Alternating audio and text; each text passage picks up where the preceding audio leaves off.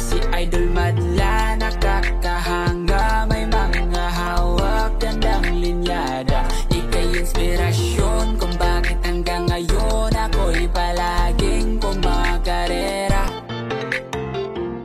Ito na daw ibon natin mga kalapatids. Sino yan? Isa ng ibon. Welcome back mga kalapatids dito sa Madla Love TV for today's video. Ito na si Boy Kupad. Siya na una ngayon mga kalapatids. Yan. Sakto yan, landing board. Yung babae. Sige. Nauna yung babae mga kalapatids. Si Hinata ang nauna ngayon. So ito nga pala, dumating na yung certificate sa nating ibon na yan. 7th place pulling winner. So certificate to ni Boy Kupad. Ayan. Congrats sa atin. Ito yung kala natin, number 9 tayo. Hindi ako nagkakamali. Pero number 7 pala. So ayan, meron na siyang certificate. So bali ano na siya, tag team winner saka pulling winner, dalawa na yung certificate niyang ganito, no? So matulin din naman kasi talaga ibon natin. Tatype ko. Sige, lista mo na. Inaano na ni Madla to mga kalapatids, sini-scratch na. So di ko sure kung may mga nag-lock na. Maaga release. Buti nga akot ng hali ng gising mga kalapatids. Ito kaya kita niyo mata, sumasarado pa yung mata ko. Pambira. Good morning. So ayun, may sumata na isa. Lumagpas, so hindi sa atin. Ito, si Boy Kupad, ito na. Boy, alis ka na dyan, si Boy Kupad na to. Ayan o, lumalanding na. Ayan na. Hop, sige. Isang ikot. Boy Kupad, baba na. Ayun na. Siya na yan, kumakampay sa ere. Op. Landing board. Pasok. Boy, pasok na. Sama mo, yan. Ito, akit. Sige, yun, kakalak na ni Madla to. Ganun lang, huli na niya kagad yan, mga kalapatids. Tapos, kakalak na. Bilis na mga pangyayari today. No? So, maganda awi ng ibon natin. Time check. Ayan, ngayong 16. Anong oras na to? 17 mga kalapatids. Ayan. Malinis ang ating relo ngayon. Okay, bilisan mo mag-clock boy. So ngayon, ang kulang na lang natin is yung tatlo sa taas. Checkered, yung si John Alden, saka yung pula. 3 birds pa. Sana kaya yung 3 birds natin. So ito pala yung forecast natin for today. Ayan. Bira yung forecast. Nakalimutan forecast. And then ito nga pala, update ko na rin kayo dito. So yung isang kalawang natin dito, ayan yung babae, sold na rin yung mga kalapatids. Paladala na natin yan. It's either bukas or sa Sunday. Ayan. Sold na yan kay Sir, ano kasi pangalan na Sir? Nakalimutan ko. Taga Bataan. So padadala natin yan. May kinuha pa siyang isang pula, so dalawa kinuha niya sa atin. Ha? Yung pangalawa? Double check mo. Lags tayo? So lags daw tayo mga kalapatids, pero double check ko. So nangyayari kasi minsan yan, error natin, kaya dapat double check. Lags pa rin entry natin mga kalapatids. So yung mga manual compute ko muna, saglit lang. Madali lang naman compute Tapos isesend ko muna sa coordinator yung sticker number natin, saka yung nakalagay na lags. Ito na si John Alden mga kalapatids, yung umiikot na isa. Sana. Nakapuna yata sa taas. Hindi mo makita yung busy. So tatapusin ko lang ito sa clip mga kalapatids. Babalikan natin yung ibon natin. Ito. Ay, nasa tuktok yan. Ayun siya, si John Alden. Siya na yan. So siya first bird natin. Una na lang natin kuha sa CCTV. Bang inaayos ko pa yung logs natin. Wait lang.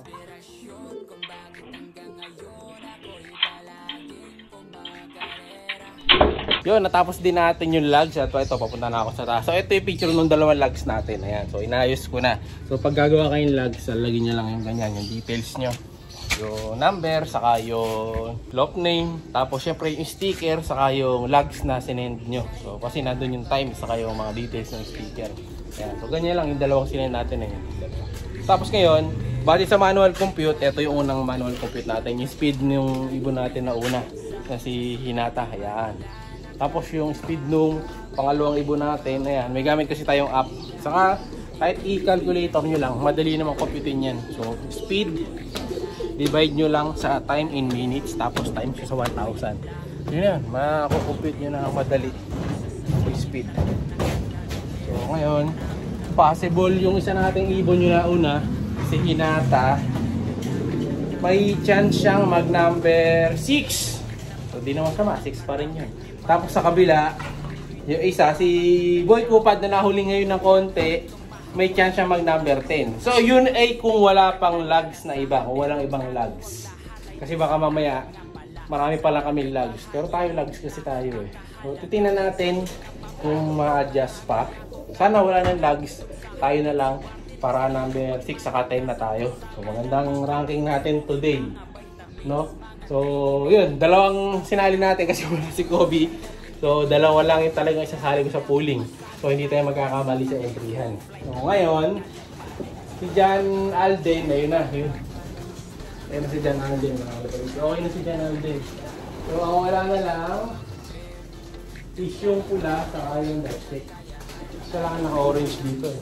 Ayan na si John Alden, mga kalapatids. So yung naka-orange na iba dito, wala. Iba naman kayo din yan. No? So wala na. Okay na mga kalapatids. Move na tayo sa itaas para doon sa last 2 birds na inaabangan natin. Yeah, buti na lang. Maaga dumating yung dalawa. So may chance madagdagan ng certificate yung dalawa pa nating inaabangan ngayon. So yung checkered saka yung kulay na antay natin, mukhang late sila today. Wala pa eh. Sana kaya yun? Oh, malinis na oh. Ngayon lang sila medyo late dumating. So sana maganda pa rin. And then ayun nga, meron akong bad news. Meron tayo isang ibon na nawawala. Pinaronda ko lang yun, nawala bigla. So abangan nyo yung next vlog mga kalapatids natin. Para sa susunod na vlog, no, may isang ibon tayo na nawala. Of color pa naman yun. So isang misteryo kung paano nawala yun. Kasi hindi naman natin siya hinahagis. Pinaroronda lang natin dito yun. Tapos hindi nawala. Tagal na nun dito. Mag-isang taon na siya. So ano nangyari doon? So abangan nyo sa next vlog natin. Pero ngayon, focus muna tayo sa abangan. Eto pa lang si Pula. Lagpas na naman. Galing dito yung mga kanina, mga kalapatids sa side na to. So lagpas siya. Nakarating ng Bataan to. Sana. Ayun. Kumanding na sa taas. So tatabi muna ako. Then bababa muna tayo mga kalapatids. May check lang ako saglit.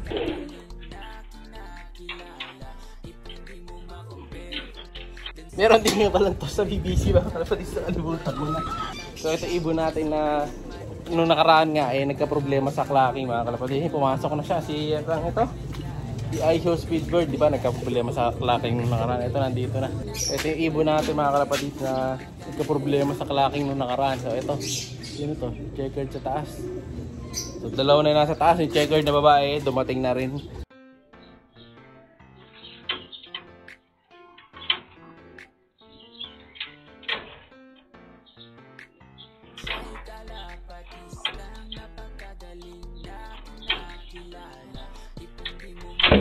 So kung ano daw yung pumasok na kalakatin nung nakaraan, yun na yung speed natin. So nalugi nga lang ng konti yung first bird natin kahapon. Ay nung Sunday. Pero wala ganun talaga kasi sabi nga din naman talaga, use all means of clacking. Ayan, dapat mag-text. Pag ayaw mag-clack sa internet, mag-text. No? So maraming tinamaan doon sa nangyari nung nakarang araw na yun. Pero ang yun nga, at the end of the day, ang naging solusyon nga eh, papadala yung sticker. Yung mga hindi nakapag-clock, pinadala nila yung sticker nila.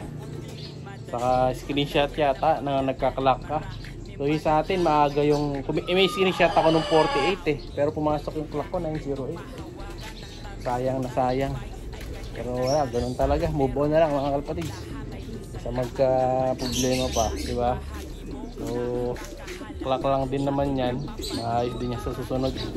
So bawi na lang tayo susunod. At least ngayon alam ko na. I-text ko lahat ng access number pag dumating sa sali at ayaw mag-lock. No? Sinave ko na lahat ng number sa cellphone ko eh. So yung nakaraan sabi nila wala daw wifi. Naka-wifi tayo nun. Kahit naka-airplane mode ko meron din.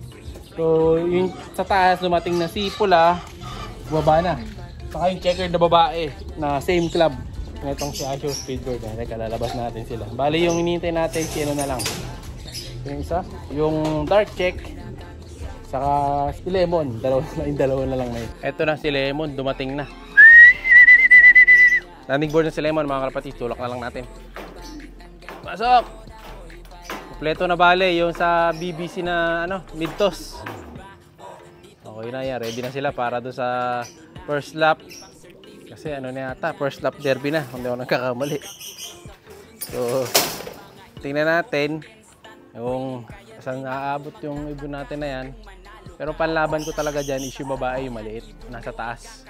Yun yung sinali natin sa last lap, pati bayan eh. Yun, slowly but surely. Siya'y kalapatistang napakagaling na kinakilala.